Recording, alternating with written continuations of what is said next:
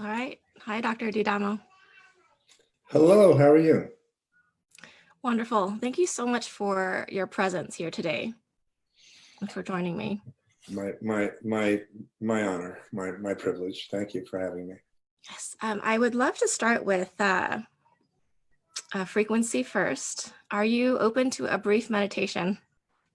Sure. Great. Dr. Didamo, take the deepest breath that you have ever taken in your life. Just fill your body from the ground up. And as you begin to exhale slowly, ever so gently, begin to blink your eyes closed. Softening your shoulders, softening your facial features.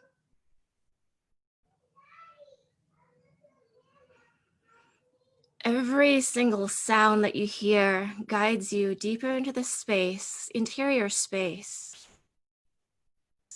where there exists only peace, only calm.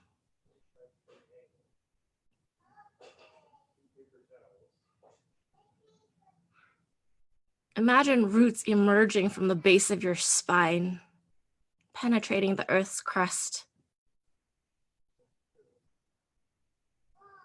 grounding into Mother Earth.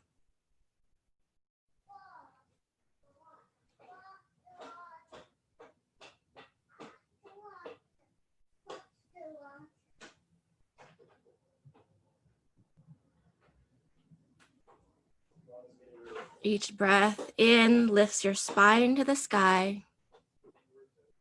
Your crown begins to open and ready to receive.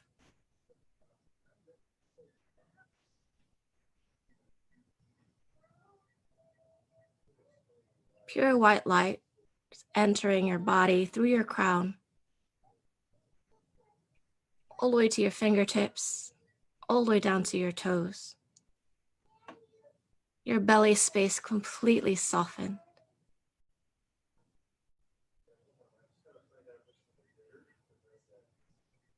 And when you're ready, just bring some subtle movement back into your fingers and your toes, your shoulders.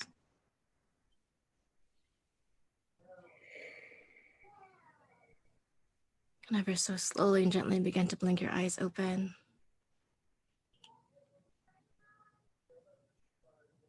Thank you so much for being open to that. Well, I can't think anything has ever been harmed by that. So we can only make anything better, and I'm open to that. Beautiful. Dr. Didamo, I'd like to start with an acknowledgement of you. Well, you can start by calling me Peter. All right. Thank you. Thank you, Peter. My father was Dr. Didamo. All right, Peter. You are a light leader that embodies, like within you, there's family, there's society, there's community, and the world. Like within you, that's ever expanding. Like to me, you have such a conscious and a powerful relationship with choice. Every word that you speak, every body of work that you dive into and that you share with humanity is for that purpose. For people to access, to ascend, to really live a life that they didn't know existed for them.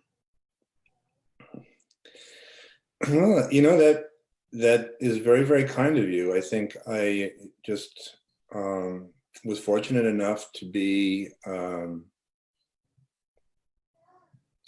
around people who always looked at things differently, and so that became almost a kind of a normal behavior of mine. Like, why take things for the way they are? You know, the other side is that I think, you know, reality belongs to those who have the most imaginative version of what comes next. So, I mean, I always think that, well, since the universe is unfolding it has no other way of understanding itself other than through our own linked experiences, it probably would prefer to have the most entertaining version of reality out there. So I strive to make that mine. Thank you. Thank you for having that awareness and really embodying that and doing the work and putting it out there. The other side of me is just kind of a frustrated artist as well. So, I get that. I think a lot of what I do is I don't ever forget that the first four letters of my last name will give you Dada, which is of course a wonderful artistic movement from the 20s, which just disassembled everything. So I've always been a disassembler and a reassembler. And it's always because I think there's always been, since I was a kid, I was always in the presence of people who always tried to want to take things apart, figure out how they worked. So that's always been part of my modus operandi, Which brings me to this. It was a Oh, gift the that Volkswagen. you and Martha gifted our son. And he stuffed some nutraceuticals and some Arcona almonds in it. Perfect place for that. Yeah. Before we move on, there's a couple of boys that want to say hi to you, that want to visit with you. All right. He brings us everywhere with him.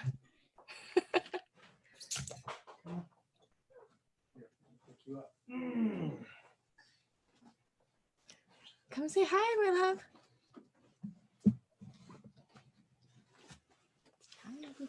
Oh, well, what a treat. Hey, hello there, handsome.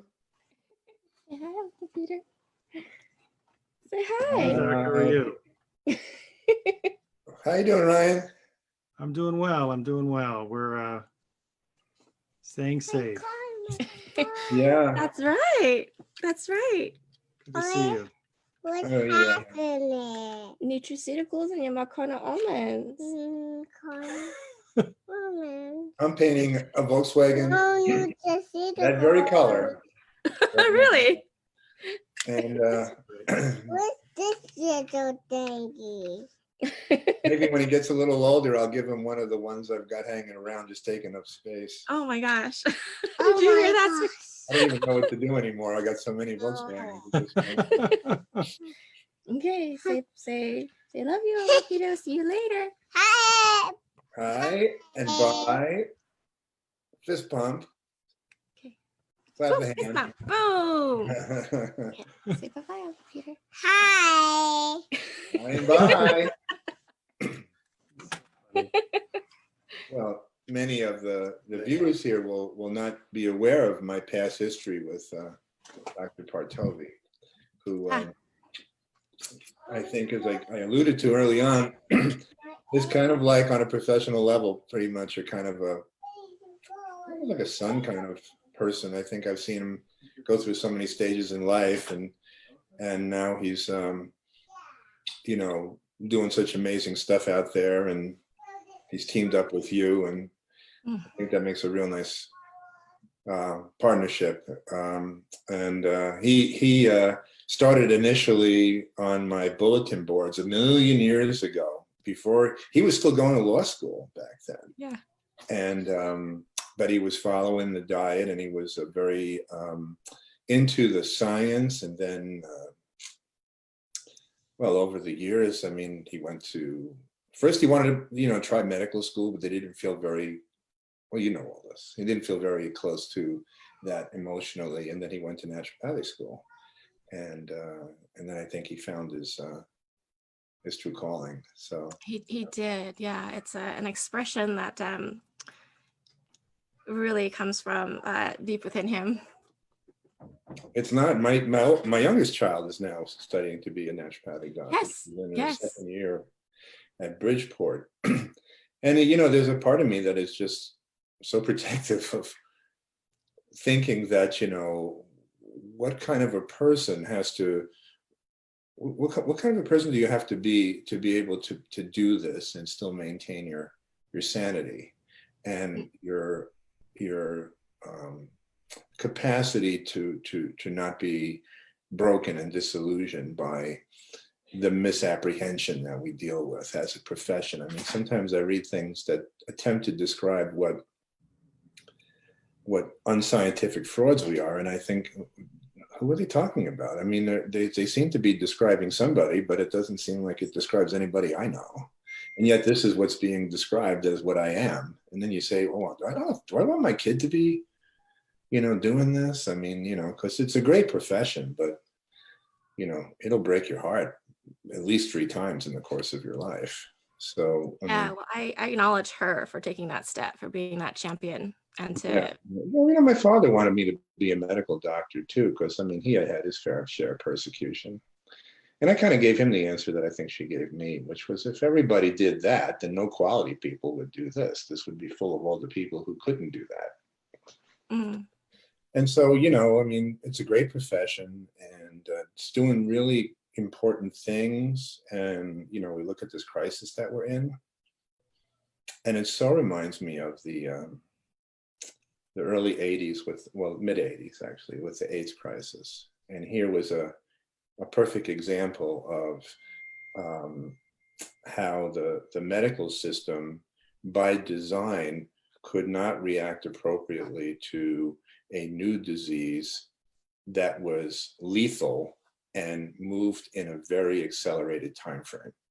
So you had, if you remember, there was a thing called ACT UP, and they had a whole bunch of groups, because they were all advocating the fact that, yes, we all love double-blind placebo-controlled studies where we can feel multi-center trials and results, but if those results are going to take 3.5 years and I'm going to be dead in 4 months, it doesn't really solve my problem. Okay, No. it solves your intellectual dilemma about whether or not this is workable or not. So one of the things we see with COVID is a kind of a return to this fact that the overwhelming structure of how we gain medical information has never come to grips with how to deal with an acute, lethal, short-term new disease crisis. And I think naturopaths are really good at what you would call ad hoc empiricism. I guess some people might say you throw stuff at the wall and you see what sticks, but there's an art to that, and it isn't, you wouldn't get very far if you just threw everything up against the wall. You have to have some degree of discretion about this. So, I think what we did back then, and I was happy to make a difference. I mean, I lost quite a few people during that time. I tried to treat a lot of AIDS patients, and they died. But a few of them actually, by cobbling together a combination of things, were able to make it to the next stage, where the second tier of treatment, the protease inhibitors and the AIDS cocktails and things, could get them a reasonable quality of life. And I think it's the same thing here, because everybody's trying to see what works for a person who's in extremis with COVID. In other words, acute respiratory distress, the ubiquitous cytokine storms, the hemovascular consequences, system-wide failure, But the real point is perhaps maybe much more simpler than that. It's what's the technology available to prevent people from having to wonder whether or not they are ever going to get to that stage? How do we keep them out of that stage? And right now, the current level of information that we have, courtesy of the government, is stay home until you can't. That's their entire therapeutic strategy. Maybe if you have a fever, take a little Tylenol, make sure you drink a little water. But this is a great opportunity for people to do the things that are going to help modulate the course of that and steer themselves towards a more benign outcome or more benign experience. And then on top of it all, you have all the things you can do, to modulate the quality of the exposure. We know that people get hit really hard with heavy doses frequently, and those are going to give them the big problems, right? That's why healthcare workers get so sick, because they get repeated doses of heavy levels of viral load. But if you can do things to coordinate how essentially you can minimize your viral load, control the exposure, then maybe you can help engineer a kind of a moderate case. And that's, again, going to basically give you the best of all outcomes, which would be, long-term protection. Will you speak to our government directly, Peter? Well, sure. Like, what is the overarching, like the strongest message that you have, like wielding the power of your voice? The strongest message, Mm-hmm. the fact that our numbers are seeming to plateau, the fact that the number of ventilators looks like it's going to be sufficient, or if anything, maybe in excess. The fact that we are seeing the secondary clusters being milder than the large clusters in New York all proves that at a certain point in time, the American public decided that they didn't really trust the government anymore. They were just going to go inside and stay there. Mm-hmm. Okay? And then you have, of course, the whole idiotic thing with masks, which is masks don't work. Exclusively looking at the mask as a device to prevent you from getting infected, but realizing or not realizing that there's a nonlinear relationship, that when you are in a community of people wearing masks, there's something that's being achieved that's greater than the simple act of you putting a mask on to protect yourself. There's a sort of a second level or second tier of protection. Well, what does this say to the government regulators, Health and Human Services, FDA, CDC, WHO, and away we go? And that all these people who were paid to be our experts, they were, talk about a learning curve, okay? If you're an expert, you're not supposed to have a learning curve. That's why you're an expert. That's why they pay you, okay? You're supposed to have done what needs to be done to understand this situation. And if you look at every way we've handled this, it turns out, and this was once used to describe, it turns out, I think it was the British Army. They said the British Army could be described as lions who are led by donkeys. And we are at this point lions who are being led by donkeys. We have an apparatchik environment with all the health bureaucracies. We are in a situation where policy is driven by insurance companies and not by physicians. We have a healthcare system that considers disease the metaphor for the absence of health, but health itself is some mythical thing that's achieved by simply not being sick. We have a political environment here that allows corporations to set policy. We have advertisements that drive 24-hour cable news, which are basically completely controlled by Big Pharma. Yeah. So what else would you like to know about how I think about the government? Thank you for taking a stand, Peter. Thank you I'm for, I look at this all and think, I don't really want anything from the government, to be honest with you. I would love to be simply left alone. That would be my greatest desire. I understand that, they make the water come out of my pipes and they make the traffic lights go on and off, and they do all sorts of other cool things. So I understand I have to pay for some of that. But it's amazing how many decisions are made about our lives that are arbitrary and we have no control over. And you look at this perspective here, and we have gotten from the beginning, and I started following this. I asked myself a very simple question sometime at the end of December, beginning of January. A very simple question. Why are all those people in China walking around in spacesuits? Okay, this is not normal. Okay, people don't like go down a street, fumigating a street in spacesuits unless something seriously problematic is occurring. And then, you start thinking, all right, let's add another fact to this whole thing.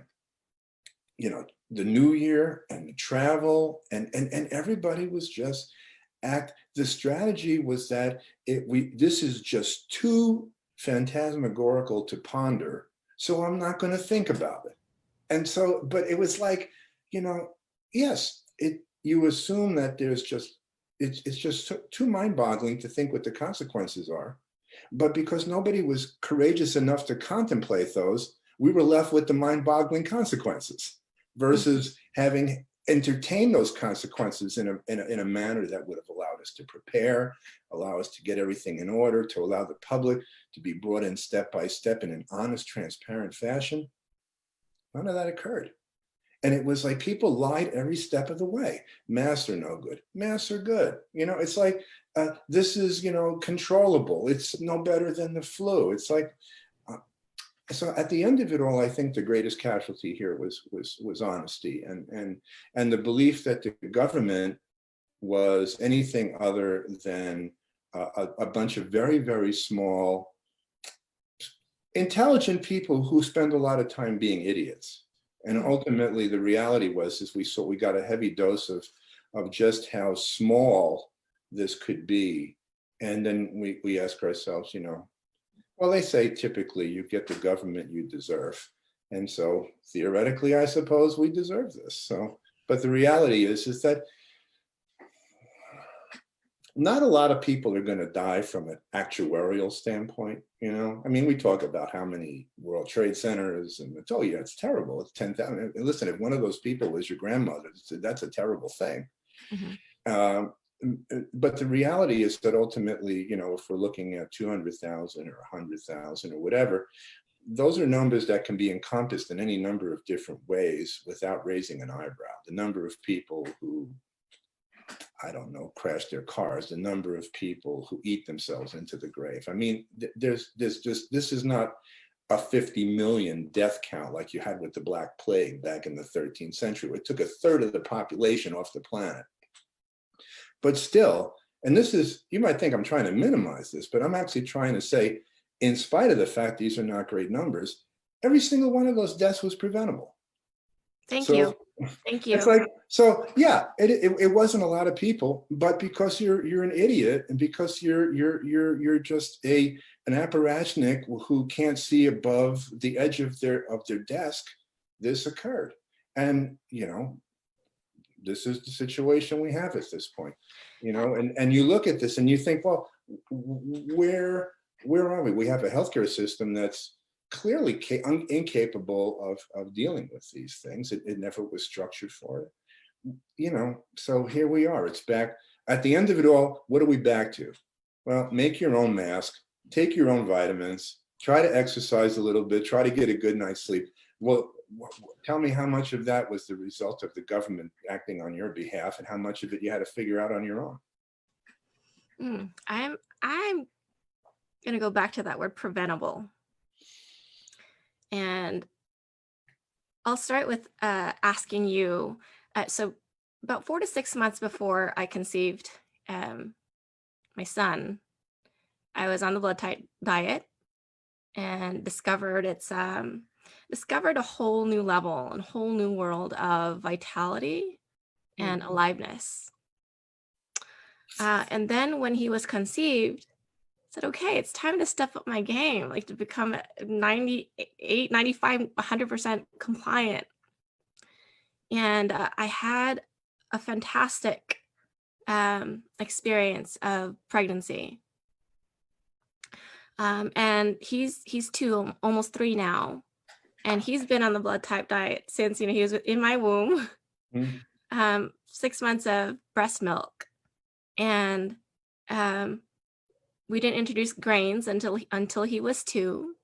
What's he? Is he a type O? Like he is, yes. We're all type O's. Okay. What does that, Peter? What does that make available for him and his life? Well, the interesting thing I've always thought about the diet, and again, it's yet another one of those things that in its entirety, it doesn't fit nicely into the healthcare environment because, again, we want to have those double-blind, placebo-controlled, multi-center trials. Those are terrific for drugs, but they're usable for things that the effect is very difficult to discern. So in other words, if I want to give this drug and it has, improves the life of 25% of the people who take it, I probably do need to get the placebo out of there even to see that. Mm-hmm. But there's a famous book that I studied when I was in school. It's called The Logic of Medicine by a guy named Murphy. In the middle of the book, he just put it flat out. He says, you do not need a double-blind placebo-controlled study to find out if it's raining outside. Your hand will do a very nice job of that. So if we look at it from the perspective of the way the system fell in and fell out, we see an interesting technology that's sort of takes our paradigm and pretty much you can only get so far with it. So let me explain. There are things in this world that are known as heuristics. And a heuristic is simply a rule of thumb that's good enough to get the job done most of the time. It's not perfect, but if you use it more often than not, it actually does work. So for instance, if, I use this example with my students, if you say to somebody, at first you don't succeed, most people know that the way you follow that up is that you try again. That's pretty good advice most of the time. If something didn't work, you just try at it, come at it a different way. Every once in a while, it's a piece of terrible advice. Sometimes there's a time when you just have to say, well, this is not going to work. Obviously, if you try to commit suicide and fail, you should not try again. There's a lot of reasons that as a heuristic, it has limitations, but in the big picture, it serves a purpose because it's just so simple. Okay, and just so, well, a lot of people would say just so full of common sense. So if you look at the diet, okay, what is the first thing the diet sort of forces you to surmount? Well, the idea that there's one single unitary diet that works in everybody. Okay, now 25 years ago, this was not an easily embraceable theory because most people had very unitary ideas about things. Everybody should be a vegan, everybody should be a paleo, everybody should be a this and that, everybody should just forget everything and do the standard American diet. There's all these unitary little silos. And then something comes along and says, okay, well, maybe they're all good, but maybe we think about who they're most appropriate for. This person does this person. So it becomes like a signpost. You go that way, you go that way. And it turns out 40 years ago, my father started asking himself, could he find something that he could use as like a discriminant, something that he could use to differ people? And it turned out that blood types were actually one of the few things he could test for easily enough in his office. And it was genetically based. So he was thinking, okay, here I've got something that varies genetically. It's reliable. It isn't like saying, okay, everybody who's, 5 feet or under does this, and everybody who's, 5 feet or over does that. These are genetic markers that are very distinct. And he just simply started looking at the outcomes of his blood typing and seeing who was complaining about eating this and that. And he came up with a kind of a simplistic system. And then 20 years later, I kind of just kept adding to it and tacking on observations. And I must admit, I first thought that he was kind of a little eccentric with his system. But when I was in school, I quickly discovered that there was all sorts of articles that clearly could show physiology differences and digestive differences and things. So now we are in the world of nutrigenomics. Okay, it's 2020.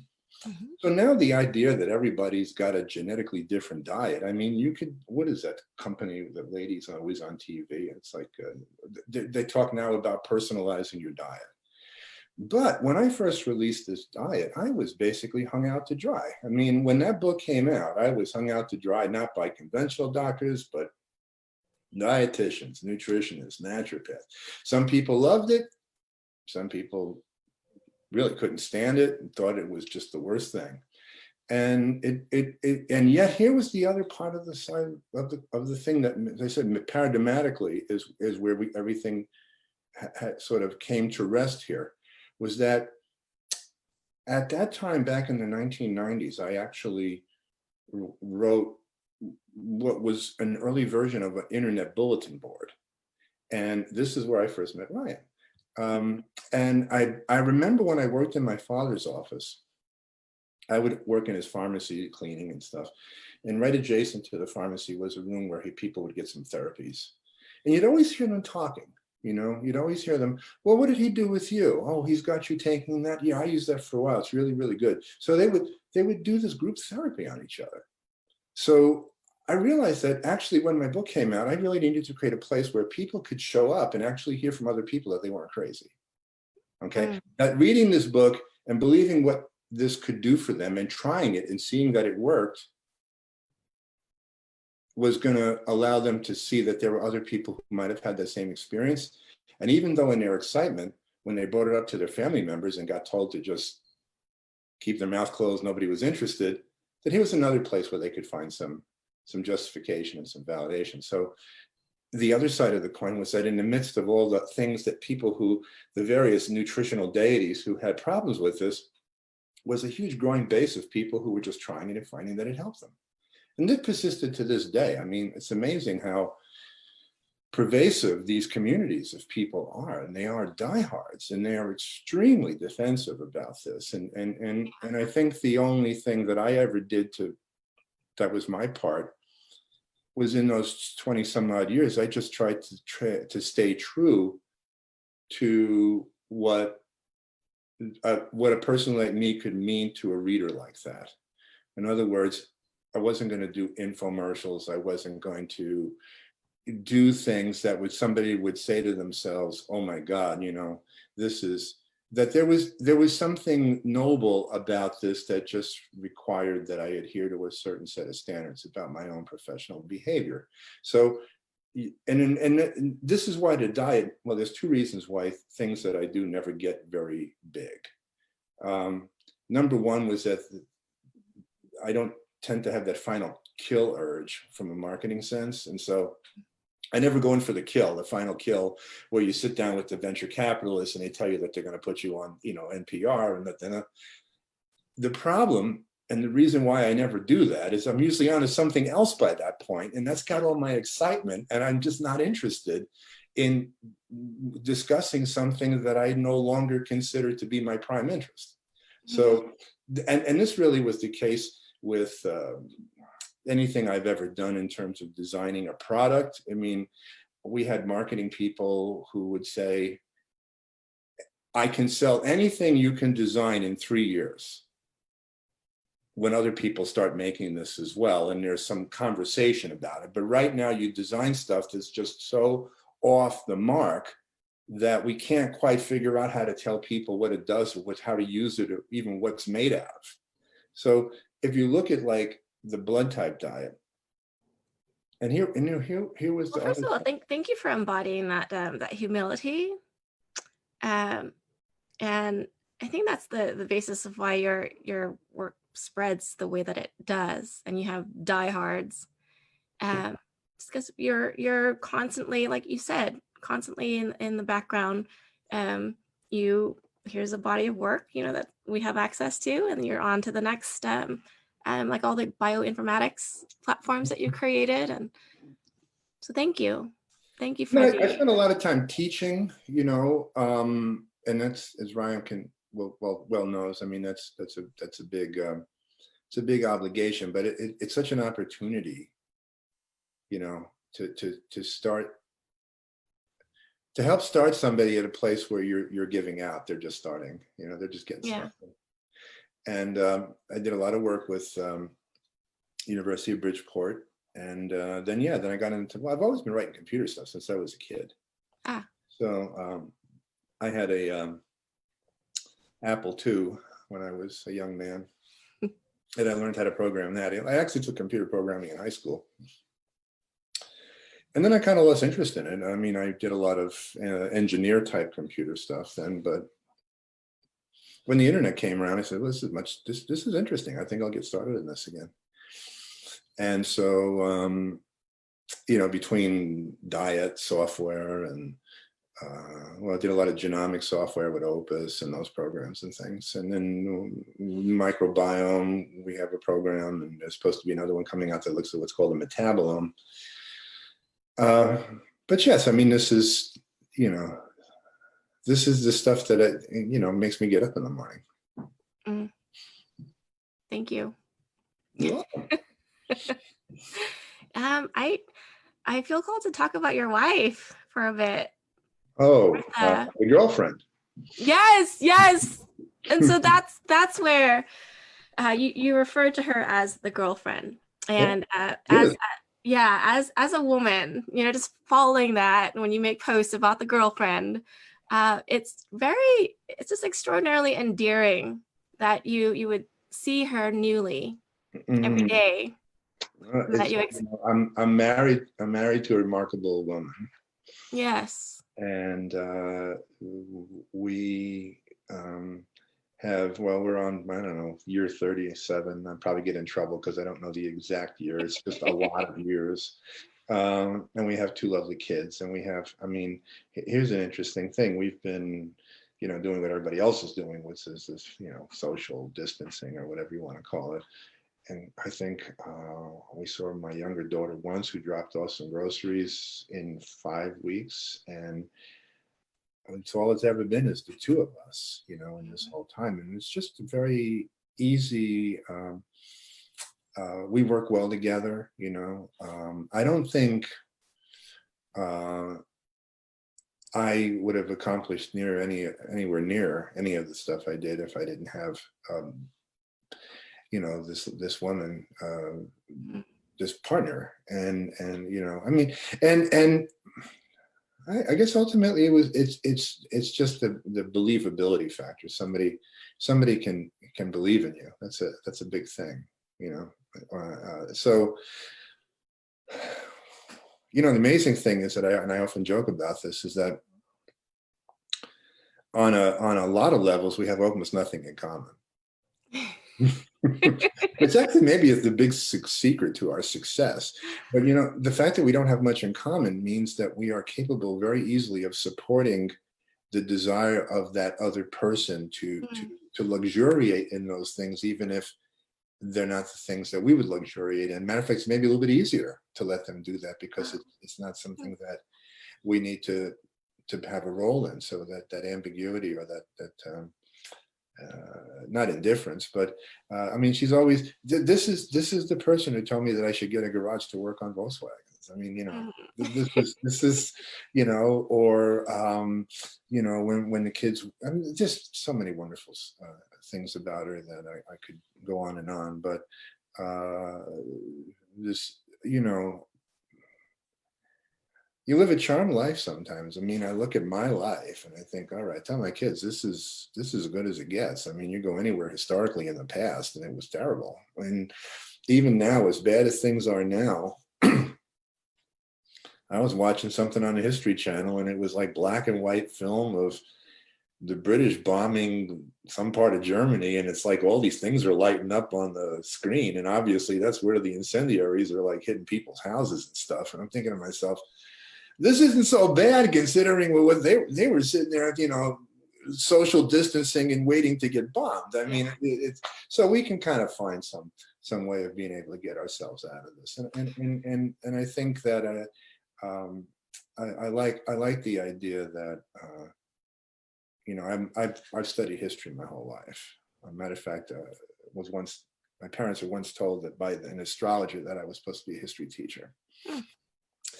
And it turns out, if you look at the Black Plague, it caused an incredible social disruption in Europe. Right. Because at a certain point, there was nobody to do anything.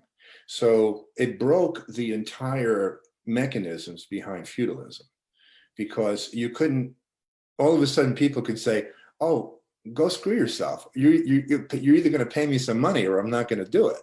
So all of a sudden you had the ability of people now all of a sudden to actually wage earn, which was a big revolution. And it all of a sudden, because that you could have maybe the stirrings of other things, but it was that tumultuous, terrible thing that so upended the social order that, and it probably would have not occurred if something unfortunately as cataclysmic as that.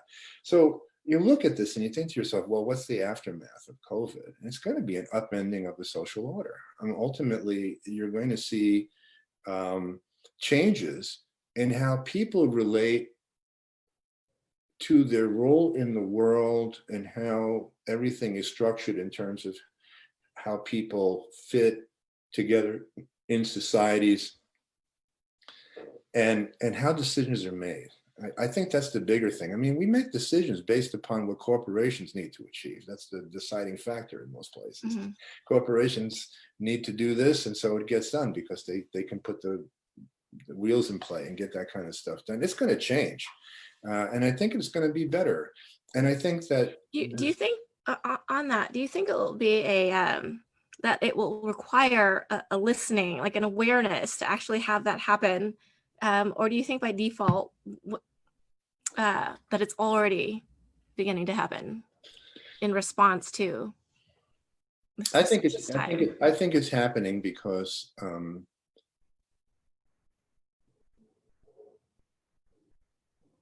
Frank Zappa said that politics was the entertainment division of big business.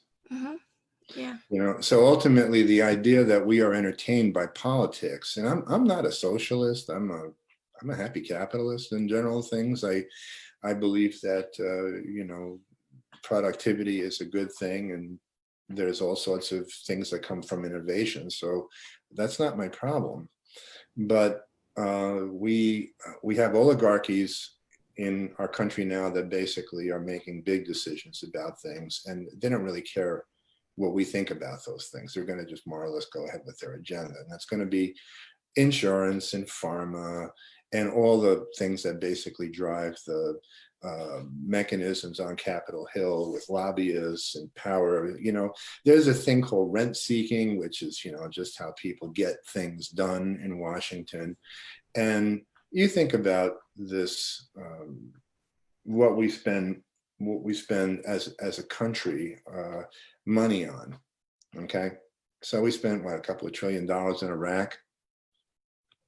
I can't see we got a whole lot done. Okay, we messed up those poor people's lives pretty bad, and at the end of it all, we're hated more there than we probably were before. So tell me exactly what was accomplished, other than the fact that just a huge amount of people, a large number of people, got really rich. Okay, so and since I'm not certain essentially if I would have normally thought that they deserved it any more than they did. You look at our profession, naturopathy, naturopathic medicine. It's a medicine that says get smart. It's a medicine that says know yourself. It's a medicine that says information is power. It says take responsibility.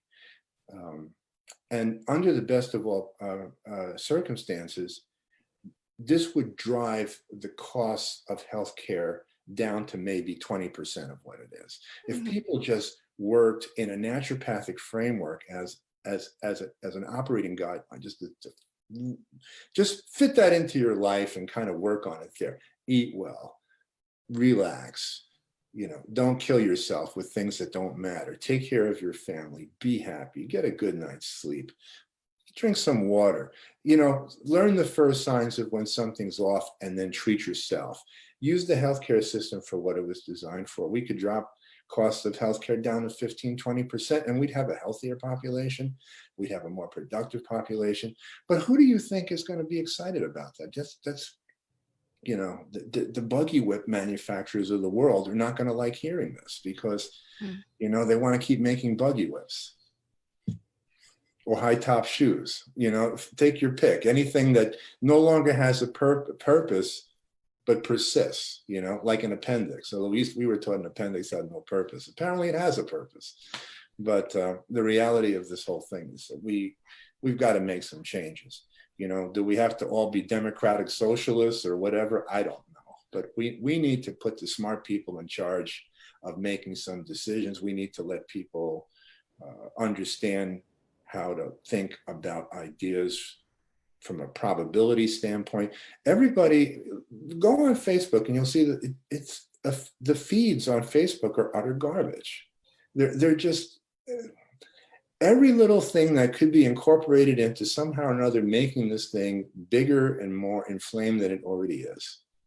And ultimately, we have to sort of understand that we even have, as a species, we haven't evolved to understand how to handle our ability now to process information like this.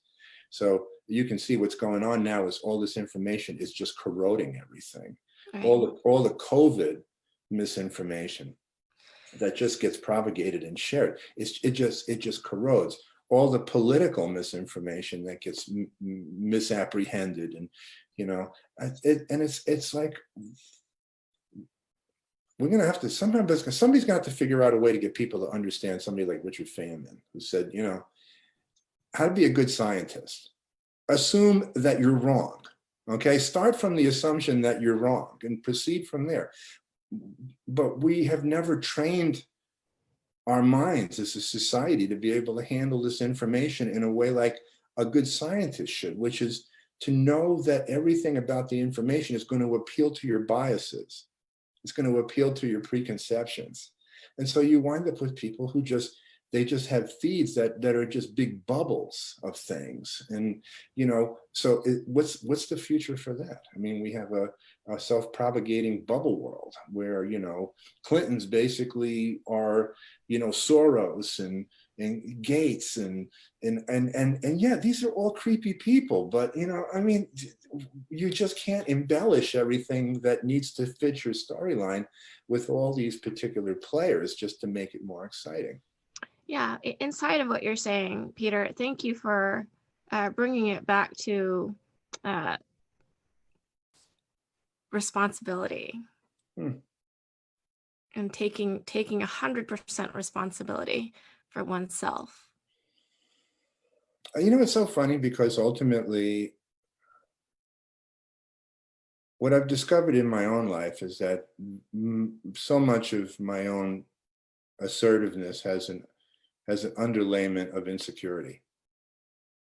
So much of what I want to protest about is related to something I feel uncomfortable in my understanding of. And I think this is really the driving thing. People haven't really learned how to handle the stresses of something like this. You see, back in the old days, it was easier. Yeah. You got a newspaper every week, and maybe that told you something, but that was that. The rest, and then you saw your friends twice a week. But here, we have a never-ending barrage of all this.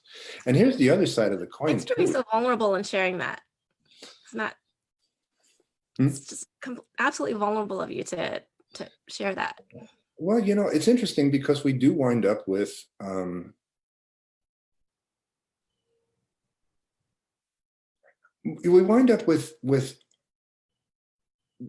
maybe, when we're younger, it's a little easier to think we got it all figured out. As you get older, you tend to temper that with just the checklist of all the things you screwed up over the course of your life as it gets longer and longer. So you think to yourself, okay, it isn't that you want to be insecure.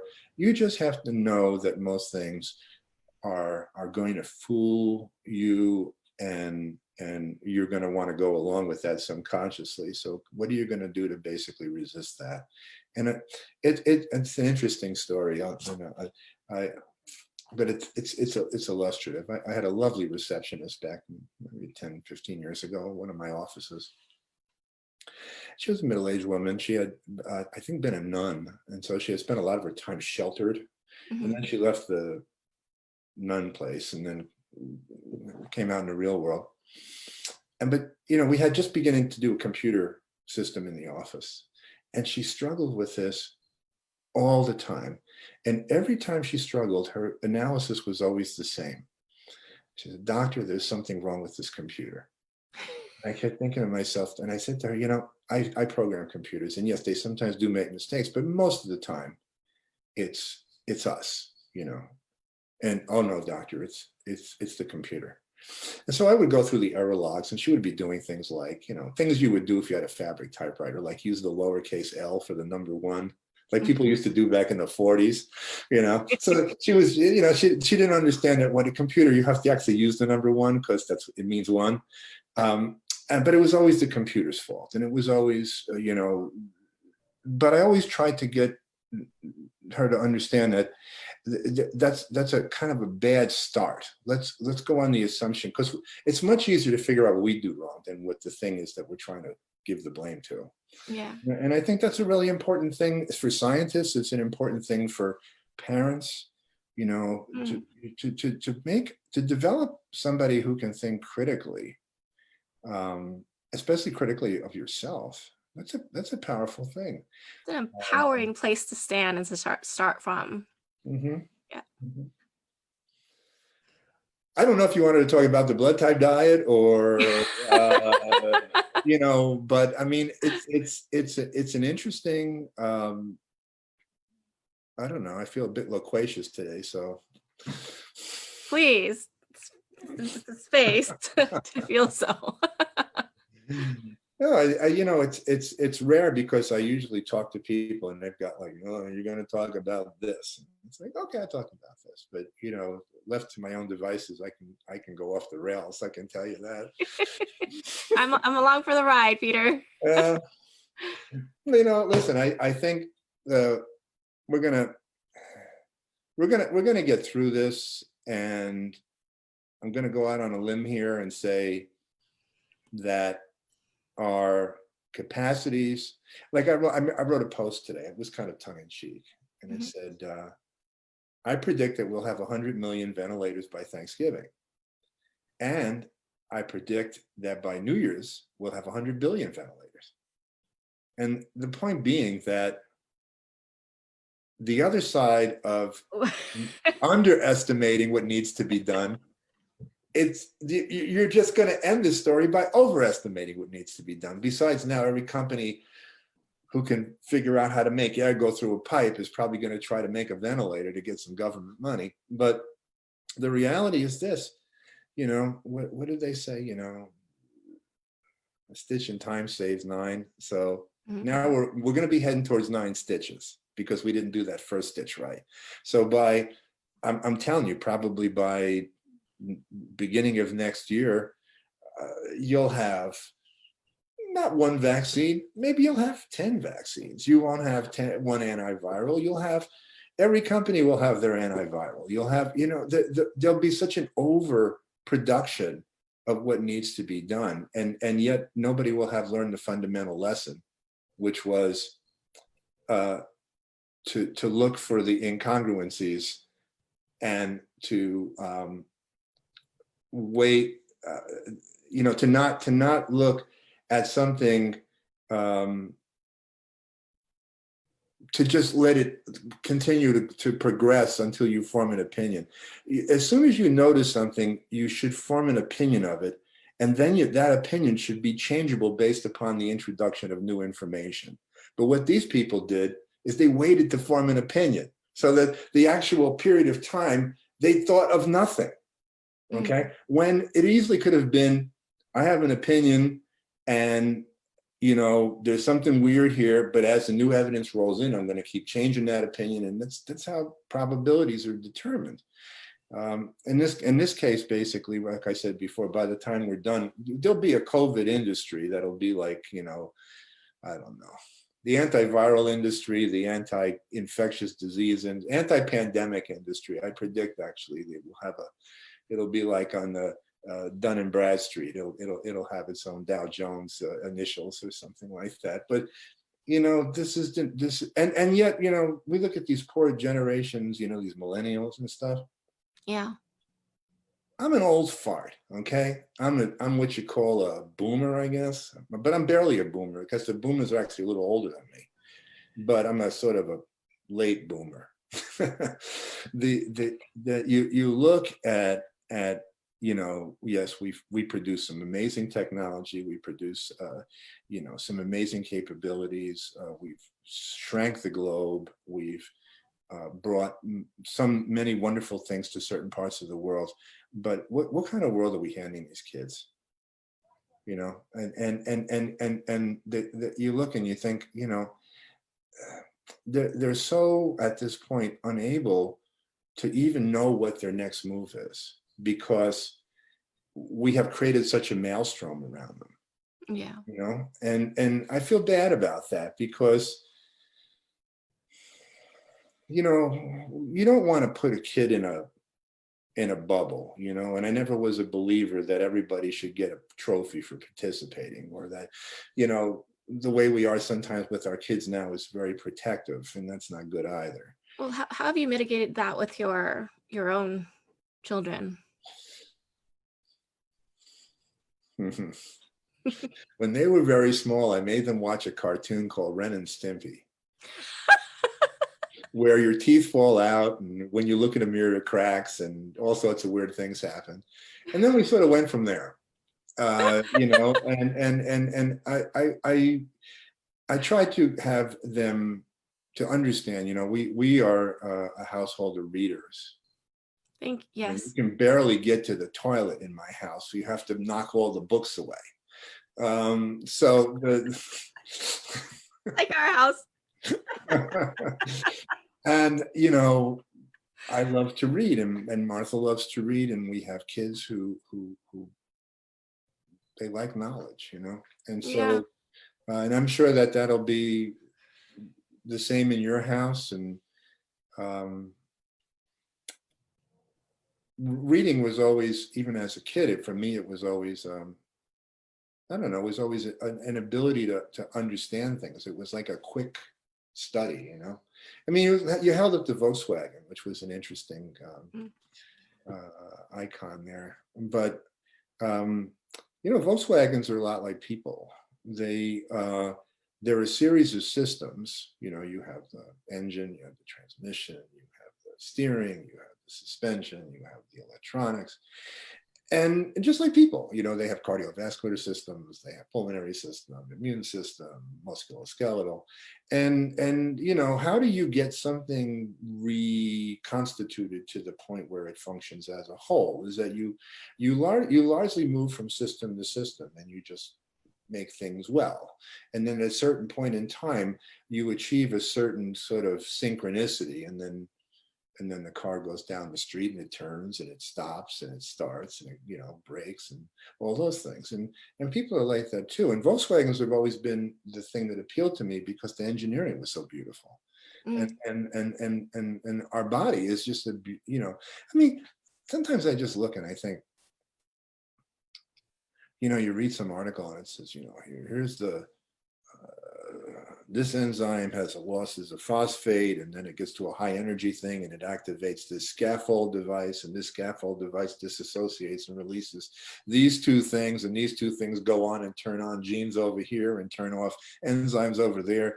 And you think, holy smokes. I mean, you know, this is complicated stuff. And you know, there's so much at work. Life is a very complicated thing, you know, and yet you think about how it all holds together, you know. I mean, you could look at any part on a Volkswagen, you could spend an afternoon working on that part, you know, they're complicated parts, but then you put it back in and you ride the car for a while until the next thing breaks, right? Just this same philosophy of anything else in life. And you look at people, you know, it's really kind of the same thing, you know. We want to break everybody's disease down to the molecular pathways and dysfunctional enzymes and all sorts of accumulated things that are resulting from that. But restoration of things on a general level is just as important, you know, that you can have a perfectly good orchestra, but if you know, if you don't have a conductor to tap on the lectern, nothing happens. You know, so, or you can have the best violin player in the world, the best contrabasso, the best, you know, glockenspiel, but until somebody shows up with the wand and start moving the hand, nothing happens. And it's the same way with the concepts that actually Ryan helped me with when we wrote the textbook on generative medicine. That there are things in complex systems that self-organize. They make things happen by the virtue of the fact that they're all there together.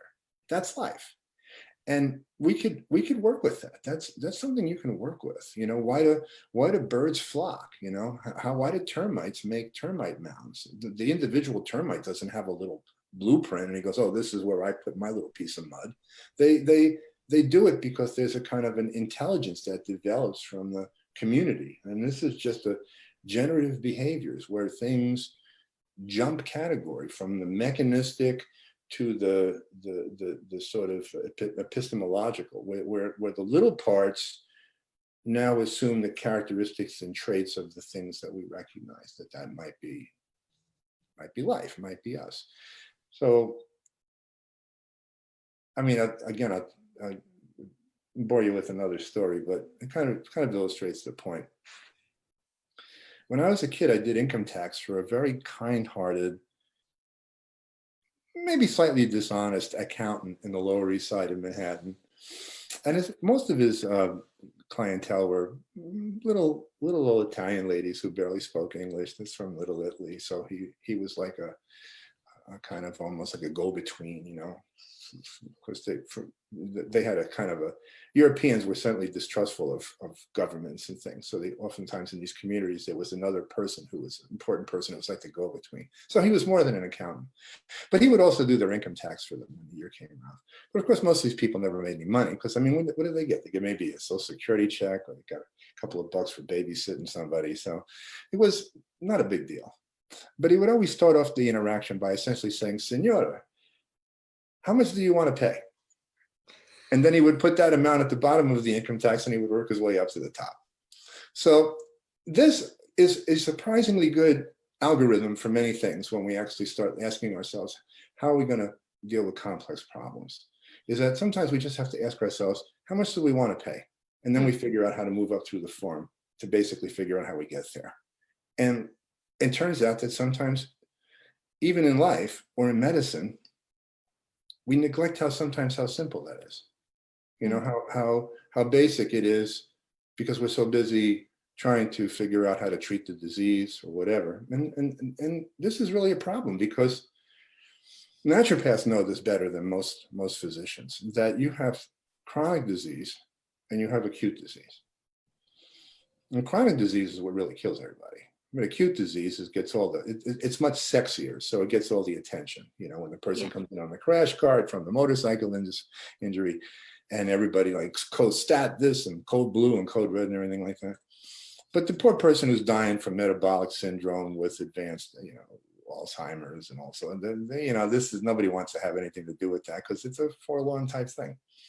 But the problem is one of interpretation, because think about the things that the conventional medical system is very good at. It's very good at acute disease. If you or I, God forbid, get into some kind of accident or something, these are the people that you don't want to go see a naturopath. If you got I have titanium in my right leg, Peter. So no naturopath put that titanium in your leg, I can assure you. And then there was a story of the naturopath who only wanted to cut his hand, and he only wanted to have a naturopath do the suturing. This was in Oregon, I believe. And then he drove like 90 miles and had a naturopath utterly butcher his hand with the sutures. So it's like, why don't you just go to a hand surgeon? But the reality is that if you look at the medical system, though, it's entirely predicated based upon its strengths, which means that ultimately, when you look at how they treat chronic disease, they treat it as like an elongated version of an acute disease. So essentially, your chronic disease is something that if only we could do these following things, we could make those symptoms go away, and maybe that person would return to society, you know, as a complete whole. But in many aspects, a chronic disease represents such a long, storied process of how you not only lose function, but your body adjusts to the loss of that function over time. So it's not just simply that the function is lost, it's how the body gets ingrained with having to deal with the loss of the function. Yeah. So what would your message be to people, how to collapse being so influenced by the system? How would you, what's your message for that person that's seeking sovereignty, like over their own lives, over their own health? Inside of every one of us is a polymath, or an autodidact. By that I mean is that we're tool makers. Mhm. We Engineers. engineers. A polymath is just somebody who's good at lots of things. You know, maybe not great at any particular thing, but good at lots of things. And there's a greatness in being merely good at many things versus the greatness that comes from being great at one thing. So if you look at a polymath has the broad spectrum of skills that allow them to bring a much bigger tool set to any given situation. So they evolve always the most nuanced, flexible solutions. We need to be more in the realm of cultivating those characteristics that make us who we are. You know, I think we've taken away a lot of the enjoyment in being awkward. You know, I mean, I tried to play golf, and I'm old, so I'm never going to play golf good. Matter of fact, I'm terrible at it.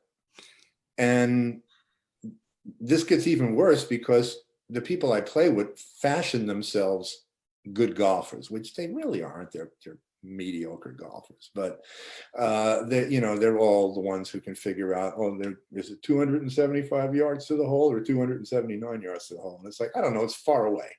But you know, the reality is that we have awkward situations that are always around us.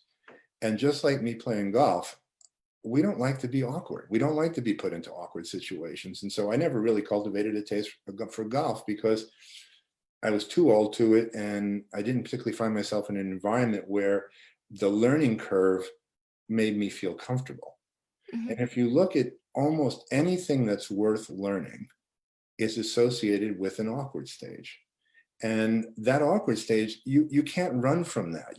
And people often do. They run from it because they pretend that they don't need to go deep, because that they want to just get out of that awkward stage as fast as possible. So it's like, but if people just simply turned the telescope around and looked at the other end, they'd realize that the awkward part is the opportunity part. It's in the awkwardness that you betray who you are, even to yourself, and that you think, I don't have the slightest idea what's going on here, you know, but I will learn. And what kind of a slap on the back is that to yourself, to be able to say, I don't know how, I never took a class on how to fix a Volkswagen. I never did. And I mean, I just had a Volkswagen as a kid. And then when I turned 50, they gave me a Volkswagen. So I started working on Volkswagens again.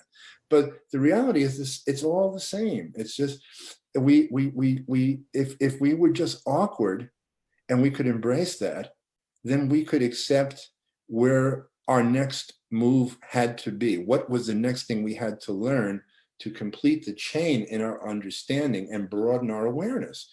But you know, so much time we get so caught up in being right, so caught up in winning arguments. Looking good. Yep. It's like, you know, one of the great, most liberating things I learned probably about the third or fourth year into practice, which I feel sorry for the people who I didn't learn it sooner. Yeah, hold that thought, Peter. I really just want our audience to be with what you just said, like that elegant opportunity that we have right now. Yeah. Well, you know, and all I was going to say in light of what I had just said about being awkward was that the greatest thing I learned after 2 or 3 years of pretending that I didn't have to learn it was to simply be able to say in a situation with a patient, I don't know. You know, doesn't mean I won't find out. If it's knowable, I'll try and see if I can get a grip on it. But right now, I don't know. You know, and you know, if only we had a bit more in the world of that. You know, maybe instead of just hurling things at each other and trying to win arguments. Yeah. There's a famous mathematician named Leibniz. You know, I think he invented a calculus. No, that was Newton, but he did something with math. And he said, you know, let us reason together. let us calculate. You know, his idea was that our thoughts could be a type of calculus, that we could reason together. Isn't there a way that we can communicate at the end of which we would both have been enriched? And yet all I ever see is interactions where actually all we ever get is more teeth gnashing and all sorts of things. And it's like, why is it all about winning? Why does winning have to be so important all the time? You know, How is it that you would dismantle that? And how is it that you want your legacy to live way beyond the time of your physical body? What are you putting in place to nothing. ensure that that happens? Absolutely nothing. Okay. You know, I feel like ultimately there's a Turkish proverb, I believe it's a Turkish proverb, and I have close friends who are Turkish who will tell me after this if indeed it was a Turkish proverb. But it says, in order to understand your effect on the world, you should stick your hand in a bucket of water. The impression remains that after you remove your hand is your effect on the world. And ultimately, the reality is that I'd like to think that my own journey through life has been a very personal one. And I think the thing that made me maybe better at communicating about it than most people is I'm fundamentally an introvert. Mm-hmm. And usually introverts are great when it comes to public speaking because they talk to people like they're inside their heads. Whereas extroverts always are about the sort of external. Introverts are always telling you, you know, what's going on in their minds. And of course, most of us can relate to that because we have very similar aspects to how we cogitate. And I think ultimately with me, in terms of any kind of a long-term effect, I don't know. I like to think, it's funny. I mean, that blood type diet thing, that just refuses to go away. I mean, that first book I wrote is still in hardcover. Yeah. And it's so funny. I was in I had to go to a meeting at my publisher, which was Penguin, and we went down to their offices in New York. And went into the room. There was the publishers and all these people. But then all of a sudden, people kept walking in, you know, from all sorts of parts of the company, and just kind of hanging out. And then I said to my agent, well, you know, what was going on about that? She said, I have no idea. So I said, I go ask. And she said, oh no, they had never seen anybody who had ever sold that many books before. And it turns out that actually in Penguin, Putnam, which is my master's publishing was, Eat Right is, I think, the 8th or 7th best-selling book they've ever sold, and they have the King James Bible. So, you know, the reality is that and yet this thing never really had any kind of a tsunami of its sales. And the interesting thing is when it came out, they thought it was going to sell like in New York and it was going to sell in California. These were going to be the two clusters where people were going to buy the book. Mm-hmm. It didn't happen. And they were all freaking out because there were no book sales on the two coasts. And then they were thinking, oh my God, this is not going to work. And then they started actually getting reports from their regional offices in Louisville, Kentucky, and Springfield, Ohio, and Duluth, Montana. And they were seeing all of a sudden sales were popping up in all these areas. And the reality was that when they went and actually had sent their people out to find out what was going on, they were finding out that pastors were getting up on Sunday morning and just saying to their congregation, go buy this book. So it had, and then later on, the people, you know, the early adopters, quote unquote, caught on to it. So everything about that whole experience, to be honest with you, was just so, it was so anticlimactic that, you know, it's like people think that I was sitting in a basement with this like evil mind that I was going to write this bestseller, you know, and make $1 million. And the reality is that the book was such an afterthought. I literally had no intention of writing it. I was asked to write it after I did a magazine interview. And somebody called me up and said, how would you like to write a book on health? And I said, okay, I've got this idea from my dad that blood type has an influence on your diet. And they said, oh, we don't want that. We just want a book on health. You know, could you write a little bit about general things? I said, no, I don't want to write that. So phone goes down, months go by, person calls me back up and says, we were having a conversation and I brought up that idea of yours and we went into books and print and there's nothing on the subject. So how'd you like to write a book on blood type? And every time I tell this to my friends who are actually writers, they just go ballistic because, you know, they just send out galleys and things and just get them returned unopened. And I'm telling them about how, I got chased to write this book. I never, and then I wrote the book, and then all sorts of other things happened. The book has every chance to have never occurred. So the last thing you could say about it was that it was premeditated. It certainly wasn't. So I'm really getting that you you really operate from a place of the integrity of your word and what it is that is your truth, like from a place of responsible research. And that really is how your legacy, I mean, in print, and how it lives through me, and how it lives in my family, my son. So that's legacy right there, Peter. Thank you for that. I just feel like at this point, I'm in my mid-60s. Some of the Marcel Duchamp was a great Dadaist artist, and as he got older, his work just got crazier and crazier. And so I feel like totally in step with that. I mean, I'm long past wondering or caring about the consequences of what I come up with. And I think that, yes, they should be motivated by all the most altruistic of intentions. And let me tell you what I tell my students. I said, there are going to be times when you're dealing with people and you're not going to know necessarily what to do. So do this. Think of the most noble thing you can do and do that. Think of the noblest thing you can and do that. And what's that? It could be something that has to do with being transparent, or sometimes being brutally honest with somebody who needs to hear that, but on the other hand, being very, very soft and embracing to somebody who needs that. Nobility is I define it as doing the thing you probably don't want to have to do, but you know deep down inside that that's what needs to get done. Yeah, thank you for being a noble character in this play, and really developing bodies of work that others have considered highly inflammatory. Yeah. And staying steadfast. And I get how it could feel, that dark night of the soul, being persecuted and ridiculed, and I can only imagine that. Thank you for staying steadfast through that, and through very kind of you.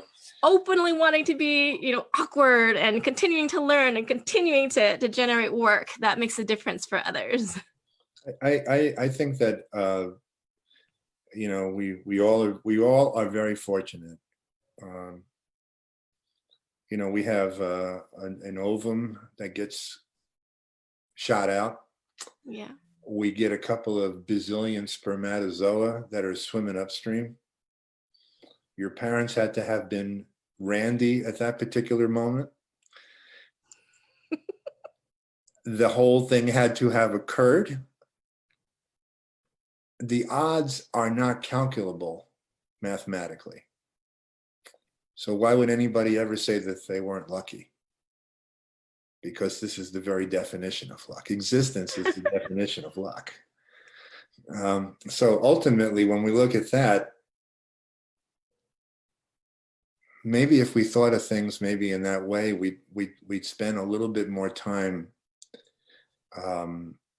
taking full advantage of what was given to us by that extraordinarily lucky event. Yeah, I'm thoroughly moved by that. I am. I'm telling you, sometimes I think about it, I say, how did I get here?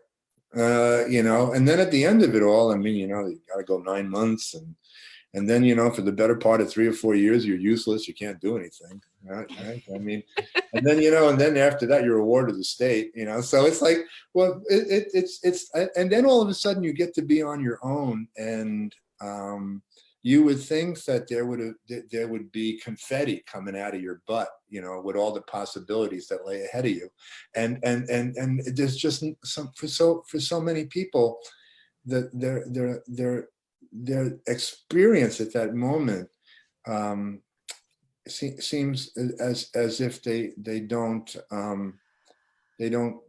feel that way, and so much of that maybe was their developmental environment or whatever. But you know, that's an experience, that's a feeling that can be learned. I mean, to think, you know, how special that is, you know, Yeah, how special we all are. yes, may humanity have the opportunity now to discover that newly about themselves and that kind of magic. Peter, I want to ask you a couple more questions before we wrap up. What are some of your sacred rituals between you and Martha, and for yourself that you practice? Oh, I'm gonna be a rather disappointing interviewee at that point. I don't really have any rituals. I have one ritual. I have 2 cups of coffee and I go sit at the computer in the morning and try to write code. And the or whatever it is that I'm going to decide that is my top object of the day usually comes at that tip of that spear. So Yeah. for me, it's like I'm known for getting up really early. So for instance, it's not anything to see a social media post from me at 2:30 in the morning or 3 o'clock in the morning, because I'm already up, because I go to bed at some ridiculous time, like 7 o'clock or whatever. But I have great stillness at that point. Mm. You know, I mean, there is no sound at 3 o'clock in the morning. At 3 o'clock in the morning when it's night is full of sound, but 3 o'clock in the morning when it's morning is actually quite quiet. Mm. And that's really my only real, other than you know, it's hard to say. I mean, I have a relatively uninteresting series of pursuits. I mean, they so little of it is about me. You know, I mean, I try to exercise, I try to eat good and all that kind of stuff, but there's not a whole lot of me that thinks about what me needs, Mm. strangely enough. You know, I don't know. Thank you for I like being to kind think, of you look at somebody like, well, look at your basic longevity people, right? All they want to do is defecate another day. That's their entire goal. Okay. And then you look at somebody like Edgar Allan Poe, who looked like he was on death's door for half his life from consumption, and he wrote all those amazing novels and things, you know? So tell me, what kind of life would you prefer to have? Where something where you were hanging on by a thread, but you had this massive amount of creativity just emanating from every orifice, or that the only thing you can think of is whether or not the next smoothie should be gluten-free in your life?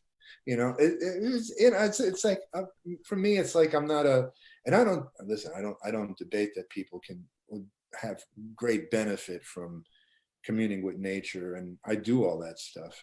But the funny part is that, you know, I mean, I don't have any particular pursuits by design. I guess maybe I should get a few. that. Thank you for sharing that, Peter. That was actually very elegant. I was very struck by that. I'm struck by your stories and the messages embedded in your stories, and that your humility and your humor. everything is a parable for me. It's like, you know, Yeah.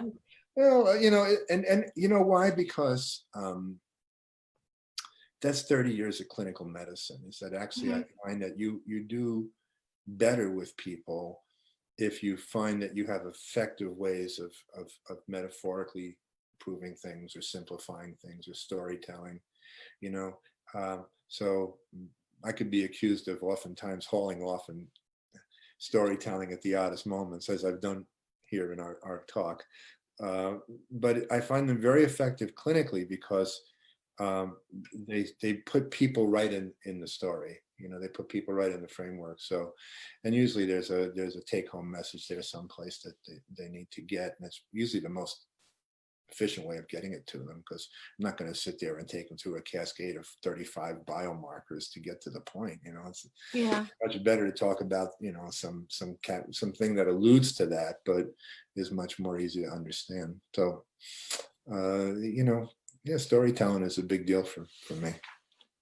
So great. So great. Your sacred rituals with Martha as a couple, as a partnership. There's only one thing I notice we've done every day we've been married, and that's to act in the morning when either one of us has gotten up and the other one gets up. We act like we had never seen each other before. Mm.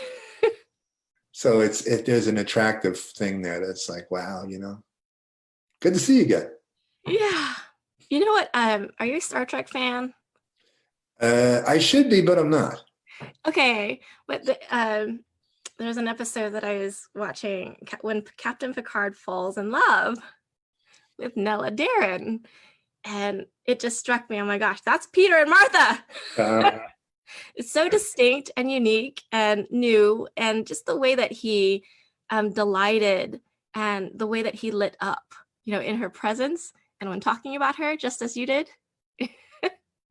I get irritable if I haven't like if Martha's away for a couple of days. I get very irritable. That says a lot. That really speaks a lot as a married couple, and you work together, and yeah, that's it's we're very fortunate, and like I said, I think we've been together a very long time. We've obviously grown beyond recognition with those initial people that started this out, as we started out, but we've kept pace, so even though we're no longer those same people, we are in relationship to each other still those same people, despite the fact that we're very different now than we were then. Peter, is there a final parable or story? I love stories that you'd like to leave us with. No, I have to think about that. Hold on. I'm gonna take a deep breath.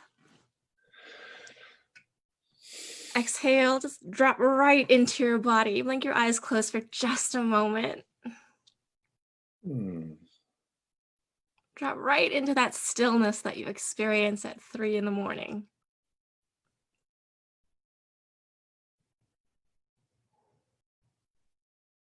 That immaculate stillness and that joy.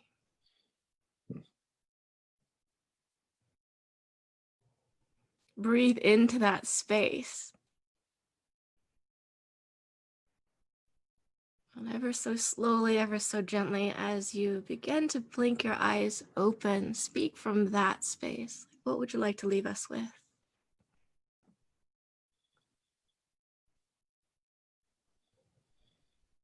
Nothing.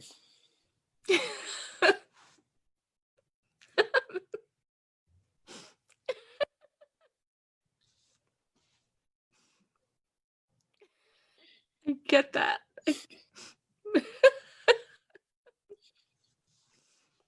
On so many levels, I get that. Thank you. I had a wonderful time. I did as well. Oh Yeah. my gosh. You're very funny.